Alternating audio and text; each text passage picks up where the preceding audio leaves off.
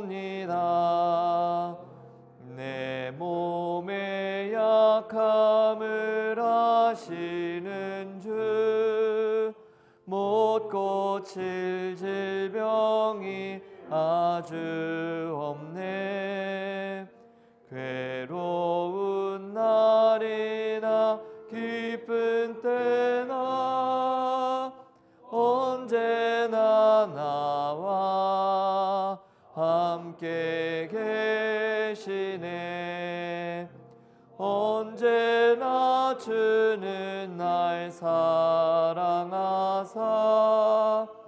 언제나 새 생명 주시나니 영광의 그날에 이르도록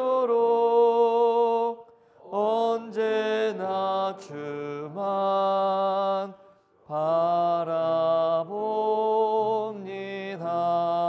바라봅니다. 아멘. 참 좋으신 하나님 감사합니다. 이 새벽에도 우리를 깨워주시고 또 주님 앞에 설 수 있게 하시는 믿음 주시니 감사합니다. 우리에게 주신 이 믿음으로 다시금 하나님을 신뢰하며 오늘을 깨우고 우리의 삶을 깨우고 또 앞으로 우리의 미래를 주님께 맡겨드리며 우리 삶 가운데 행하실 하나님의 놀라운 은혜와 또 기적을 기대하는 마음으로 주님 앞에 나아가는 이 새벽 되게 하여 주옵소서.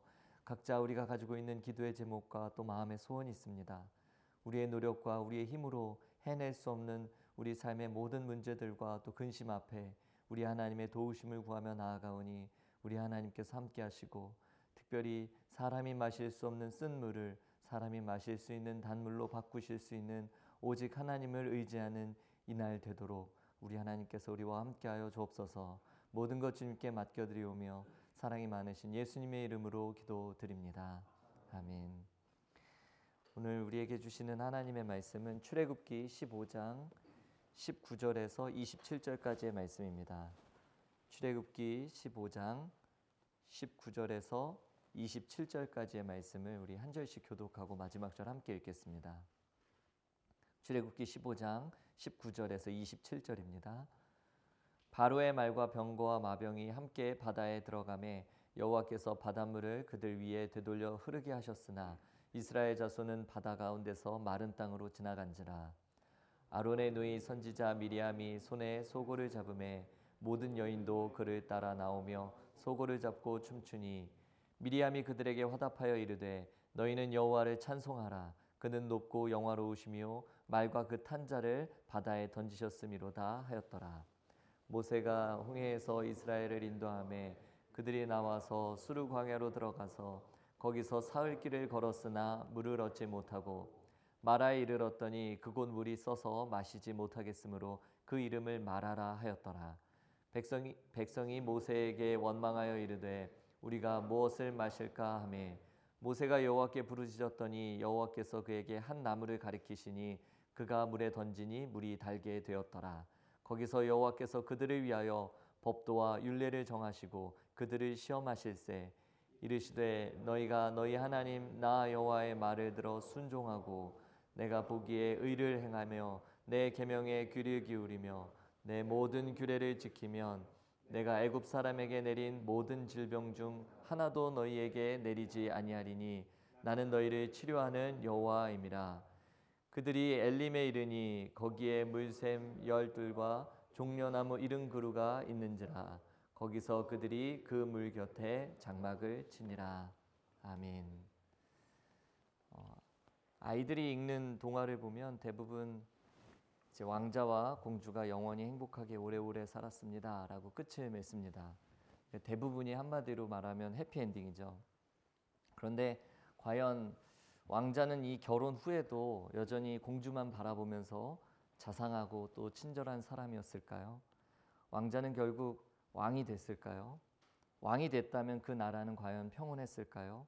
혹시 다른 나라와의 어떤 전쟁에 나갔다가 일찍 죽거나 혹은 심각한 부상을 입어서 평생 장애를 안고 사는 신세가 되지는 않았을까요? 반대로 왕자와 결혼한 공주는 계속 행복하게 오래오래 살았을까요? 혹시 불임으로 고생을 하거나 중간에 사랑하는 자녀가 아프지 않고 계속해서 평안했을지, 또 자식들 중에는 모난 자식은 없었을지, 남편이 집에 잘 들어오지도 않고 업무 스트레스 때문에 술에 쩔어 사는 모습을 보면서 마음 아픈 일은 없었을까? 왕자였던 남편이 왕이 되어서는 혹시 매년 서너 명씩 후궁들을 들이지는 않았을까요? 그야말로 왕자와 공주는 그 후로도 오래오래 행복하게 잘 살았을까요? 애굽 생활 430년 만에 이스라엘이 애굽을 탈출해서 홍해를 건넌 것은 하나님의 기적적인 개입이 일구어낸 결과였습니다. 끝까지 안간힘을 쓰면서 이스라엘을 노예로 삼으려고 했던 애굽은 계속되는 이 하나님의 재앙에 결국 항복하고 이스라엘을 내보내야 했습니다. 그러나 이집트의 파라오는 떠나보낸 이스라엘 노예들에게 미련이 남아서 다시 그들을 잡아오라며 군대를 보냈죠. 그래서 하나님을 상대로 한 무모한 도전이었고 저항이었습니다. 결국 이집트의 수많은 군인들이 이 홍해에서 전멸하는 큰 희생을 치르고 나서야 비로소 이스라엘을 포기하게 됩니다. 그리고 홍해를 마른 땅처럼 건너는 이 엄청난 사건을 통해서 이스라엘도 또 애굽도 하나님의 하나님 되심을 온몸이 떨리도록 경험합니다. 그래서 오늘 본문 19절은 이렇게 기록하고 있습니다. 바로의 말과 병거와 마병이 함께 바다에 들어가매 여호와께서 바닷물을 그들 위에 되돌려 흐르게 하셨으나 이스라엘 자손은 바다 가운데서 마른 땅으로 지나간지라. 이 바로의 말과 병거와 마병은 바다에서 몰살당했지만 이스라엘 자손은 바다 가운데서 마른 땅으로 지났다라고 기록하고 있습니다. 그런데 여러분, 이 바다라는 단어와 이 마른 땅은 결코 함께 양립할 수 없는 개념입니다. 바다면 바다고 육지면 육지지 어떻게 바다 가운데서 마른 땅을 지나가는 게 가능하단 말이겠습니까? 그러니까 이 말인즉슨 하나님께서 결코 있을 수 없는 일, 일어날 수 없는 일을 이스라엘과 애굽 앞에서 행하셨다라는 뜻입니다. 이처럼 새로운 삶을 향한 이스라엘 민족의 출발은 참 대단했습니다. 그리고 이런 전무후무한 기적을 직접 경험한 미리암과 모든 여인들은 소고를 잡고 춤을 추면서 기쁨의 노래를 부릅니다. 오늘의 본문 21절인데요. 미리암이 그들에게 화답하여 이르되 너희는 여호와를 찬송하라. 그는 높고 영화로우시며 말과 그 탄자를 바다에 던지셨음이로다 하였더라. 제가 좀 점잖게 읽었지만 이렇게 점잖게 부르지 않았겠죠. 너무 기쁘고 즐거워서 아마 흥분해서 그리고 광분한 사람처럼 아마 노래 불렀을 겁니다. 그래서 오늘 본문은 마치 그 후로도 행복하게 오래오래 살았다라고 끝을 맺는 해피엔딩 동화의 마지막 장면과 딱 어울립니다.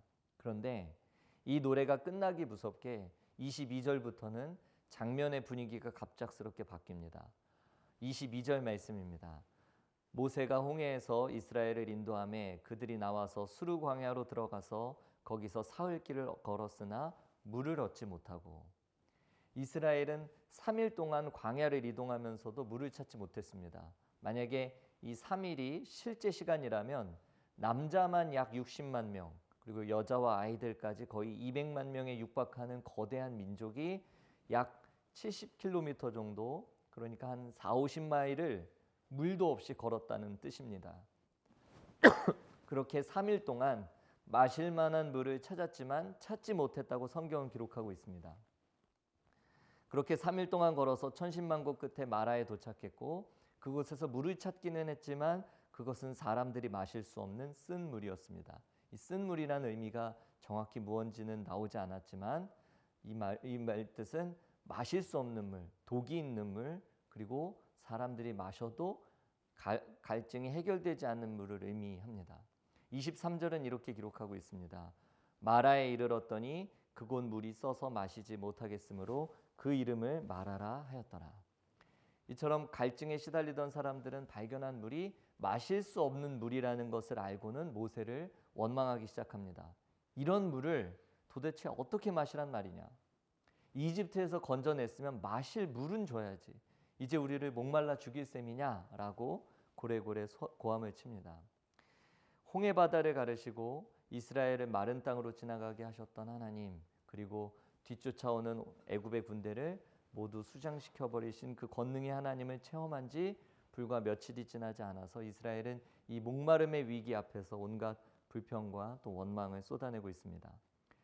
약 3일 전만 해도 미리암과 여인들이 소고를 들고 멋진 찬양 집회로 하나님의 능력을 찬양했습니다. 그런데 하나님께서 행하신 놀라운 기적을 찬양하던 그 입으로 지금은 하나님과 모세를 원망하고 있습니다. 이에 위기를 느낀 모세는 하나님께 부르짖었습니다. 그러자 하나님은 이 부르짖는 모세에게 한 나무를 보여주셨고 모세가 그 나무를 물에 던지니까 마실 수 없었던 이 쓴 물이 마시기에 적합한 단물로 바뀌었습니다. 하나님께서 다시 한번 기적을 베푸셔서 이스라엘의 필요를 채우신 사건입니다. 이런 일이 있은 후에 오늘의 본문 27절을 보시면 이번에는 이스라엘이 샘물 12개나 있고 야자수 나무, 종려나무가 70그루나 있었던 이 엘림이란 오아시스에 도착해서 그때는 정말 마음껏 물을 마실 수 있었습니다. 얼마 전과는 너무나 이 대조적인 환경이죠. 27절 말씀을 한번 읽어보겠습니다. 그들이 엘림에 이르니 거기에 물샘 12과 종려나무 70그루가 있는지라 거기서 그들이 그 물 곁에 장막을 치니라. 이 마실 수 없는 쓴물, 마라의 쓴물을 마주할 때만 했어도 오아시스는 생각조차 할 수 없는 그림의 떡이었지만 지금은 마치 거짓말처럼 엘림에서 안식하게 되었습니다. 이처럼 이스라엘의 광야 생활에는 언제나 마라와 이 엘림이 번갈아가며 찾아왔고 신앙생활을 하는 여러분과 저의 삶에서도 우리는 언제나 이 마라와 엘림을 마주하게 됩니다. 게다가 우리는 어떻게 이 쓴물이 단물로 변화되었는지 알지 못합니다. 물론 나무 토막 하나를 던져 넣어서 이 쓴물을 단물로 바꿨지만 그것은 나무 토막의 능력이 아니라 나무 토막을 사용하신 하나님의 능력입니다. 또한 3일 동안이나 마실 물을 찾아도 도저히 물을 찾을 수 없었던 때가 있는가 하면 어떤 날은 특별히 내가 노력하지 않았는데도 물샘 12과 종려나무 70그루가 우거진 오아시스를 발견하게 되는 이 기막힌 이유를 우리는 알지 못합니다. 그래서 더러는 인생사 새옹지마라고 좋은 일이 있으면 나쁜 일도 있고 나쁜 일이 있으면 또 좋은 일도 있다고 이야기합니다. 또 더러는 우연이라는 말로 나름 우리 삶을 정의하려고 하기도 합니다. 왜냐하면 우리에게는 이러한 모호한 삶을 설명해낼 언어가 제대로 된 언어가 없기 때문입니다. 그런데요 여러분, 오늘 본문에는 우리가 하마터면 그냥 지나쳐버릴 뻔한 중요한 말씀이 중간에 기록되어 있습니다. 오늘의 본문 중간 부분에 25절에서 26절 말씀을 다시 한 번만 보겠습니다. 25절, 26절 말씀입니다. 모세가 여호와께 부르짖었더니 여호와께서 그에게 한 나무를 가리키시니 그가 물에 던지니 물이 달게 되었더라. 거기서 여호와께서 그들을 위하여 법도와 율례를 정하시고 그들을 시험하실세 이르시되 너희가 너희 하나님 나 여호와의 말을 들어 순종하고 내가 보기에 의를 행하며 내 계명에 귀를 기울이며 내 모든 규례를 지키면 내가 애굽 사람에게 내린 모든 질병 중 하나도 너희에게 내리지 아니하리니 나는 너희를 치료하는 여호와임이라. 이 25절을 원문에서 보면 두 번이나 반복되는 단어가 있는데 바로 거기서라는 단어입니다. 여호와께서 그들을 위하여 법도와 율례를 정하시고 이스라엘을 시험하셨다고 했을 때 원문에는 두 번이나 거기서라는 단어가 반복되어 나옵니다. 거기에서 여호와께서 이스라엘에게 규정과 법령을 만들어 주시고 거기에서 이스라엘을 시험해 보셨다는 것입니다. 그렇다면 거기는 어디일까요? 여기서 말하는 거기는 이 마실 수 없는 마라의 쓴물과 예상치도 못했던 이 엘림의 오아시스 그 사이를 말합니다. 거기는 마라의 쓴물과 엘림의 오아시스 사이를 오가면서 어쩔 줄 몰라 하는 우리 삶의 자리를 뜻합니다. 하나님은 바로 거기에서 이스라엘 백성들을 위한 법도와 율례를 정하시고 그들이 순종하고 지킬 경우 애굽 사람에게 내린 모든 질병들이 얼씬도 못하게 하겠다라고 약속하십니다. 그러면서 하나님이 자신에 대해서 나는 너희를 치료하는 여호와라고 말씀하십니다. 왜 이런 일이 있을까요? 왜 이런 말씀을 하실까요? 이스라엘은 400년이 넘는 세월 동안 비록 이집트의 노예이기는 했지만 늘 예측 가능한 삶을 살았습니다. 그 속에서 이스라엘은 그 긴 세월 동안 무엇을 배웠을까요? 시키는 일만 잘 해내면 그 안에서도 나름 안정이 보장됐습니다. 바로에게 복종하면 3일씩이나 물을 찾아 헤맬 필요는 없었습니다. 시키는 대로만 열심히 하면 마라의 쓴 물을 마주할 일도 없습니다. 바로가 정한 규정과 또 법령에 따라서 바로의 명령을 잘 지켜 행하면 최소한의 안전이 보장됐고, 따라서 이스라엘에게는 바로가 공급자요, 치료자요, 또 신이었습니다. 그것도 무려 400년이 넘도록 말입니다.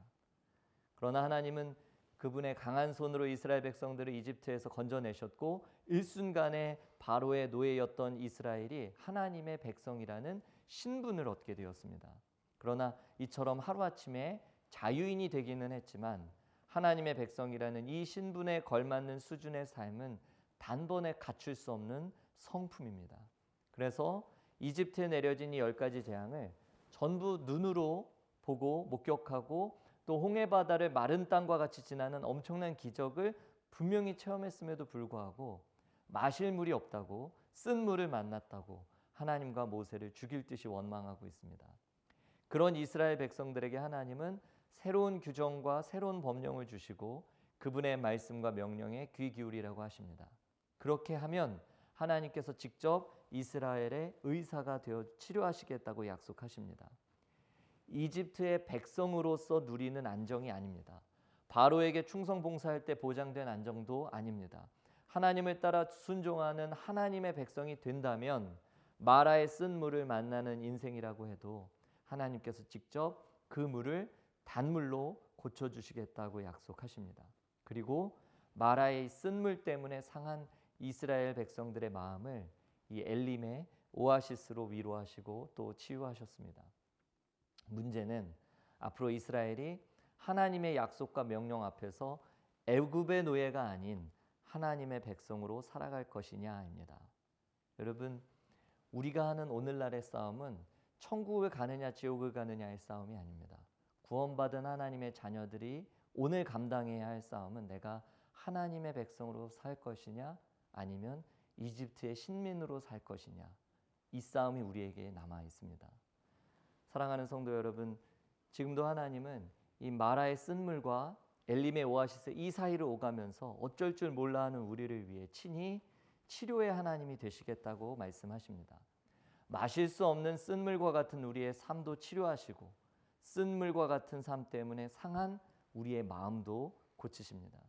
여전히 설명하기 어려운 기쁨과 슬픔이 또 교차하고 우리의 계획과 하나님의 계획이 전혀 일치하지 않는 이 삶의 모호함을 우리가 경험할 때도, 그런 날도 우리에게는 있지만 즐거운 날에는 찬송하고 곤고한 날에는 기도하게 하심으로 우리를 보다 더 나은 인격의 자리로 이끌어 가십니다.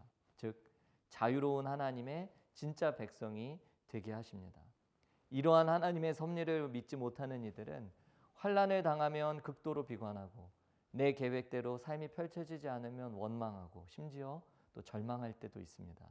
그러나 우리는 꼭 기억해야 합니다. 세상은 늘 쓴 물과 같다는 것이고 우리의 치료자 되시는 하나님은 능히 그 쓴 물을 단물로 바꾸실 수 있다는 것입니다.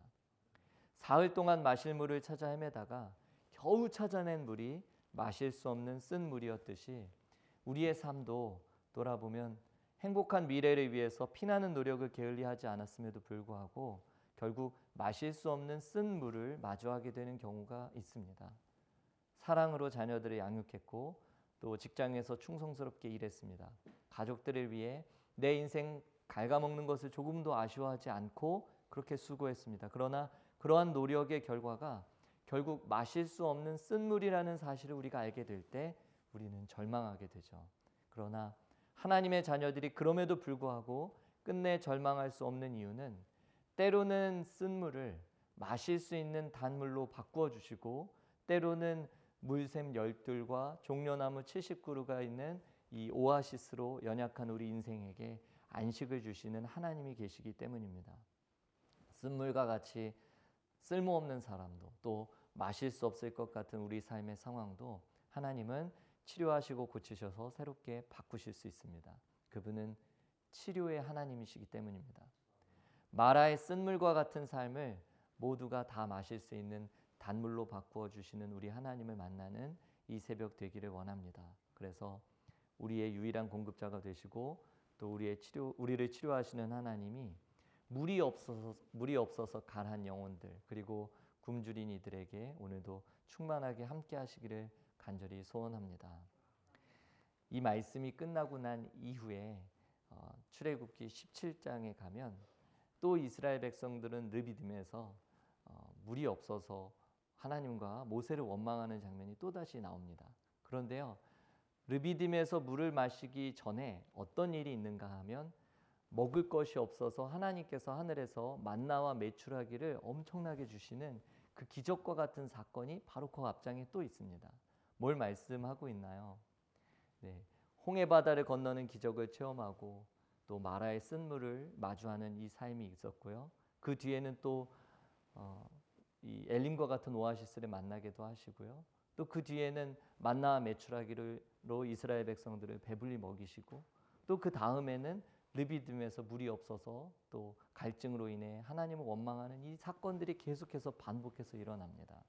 그러면 우리는 그 사이에서 과연 뭘 해야 할까요? 우리가 하나님의 백성으로 하나님을 신뢰하는 한 하나님은 우리의 치료자의 하나님이 되시겠다 약속하셨습니다. 그 사실을 우리가 신뢰하고 하나님, 나는 하나님을 신뢰하는 하나님의 사람으로 살겠습니다. 이집트의 안정을 추구하지 않고 하나님이 주시는 평안을 추구하는 자 되겠습니다. 이렇게 하나님께 구할 수 있는 우리 모두가 되었으면 좋겠습니다. 기도드리겠습니다. 살아계신 하나님 아버지, 우리의 삶 가운데 엘림과 또 마라의 쓴물이 번갈아가며 찾아올 때 우리는 그것을 해석해낼 능력이 없지만, 그것을 정의할 수 있는 언어가 우리에게는 없지만, 우리 하나님이 우리와 함께 하시고 새롭게 주신 법령과 규례에 따라 우리 하나님을 하나님답게 예배하며 그 하나님을 신뢰할 때 우리의 상한 마음을 위로하시며 엘림의 오아시스로 우리를 또 채워주시고 또 우리로 하여금 다음 행보를 또 다음의 행로를 걸어갈 수 있는 그런 용기도 허락하시는 하나님, 이 새벽에 만나게 도와주옵소서. 우리의 삶이 혹 지금은 마라의 쓴물과 같습니까? 르비딤과 같습니까? 하나님, 우리에게 새 힘을 주시고 하나님 주시는 소망으로 인하여 다시금 쓴물과 같은 우리의 삶이 단물로 변화되는 놀라운 은혜를 경험하게 하여 주옵소서. 르비딤에서 주님께서 쏟아주시는 그 생수와 같은 물을 온전히 마시고 하나님 주시는 평안 가운데 다시 힘을 얻어서 주님 명하신 사명의 길을 걸어갈 수 있는 우리 모두가 되게 하여 주옵소서. 이집트의 평안을 추구하는 자들 되지 않게 하시고 하나님의 백성으로 누리는 평안 온전히 받아 누리는 우리 모두가 되도록 이 새벽 우리와 함께하여 주옵소서. 그렇게 우리를 인도하실 주님께 감사드리며 사랑이 많으신 예수님의 이름으로 기도드립니다. 아멘. 하늘에 계신 우리 아버지, 아버지의 이름을 거룩하게 하시며 아버지의